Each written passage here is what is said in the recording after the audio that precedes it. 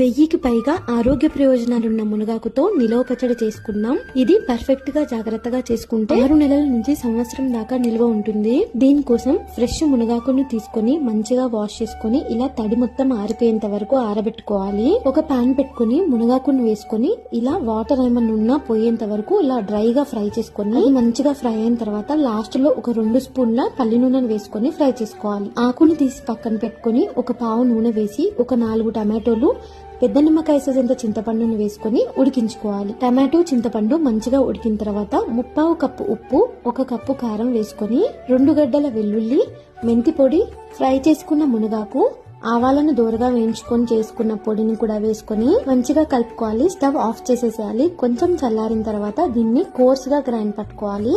వేరే పాన్ లో 1 cup oil వేసుకుని ఎండుమిర్చి, ఆవాలు, జీలకర్ర, వెల్లుల్లి, కరివేపాకు వేసుకొని పోపు వేసుకోవాలి. నూనె చల్లారి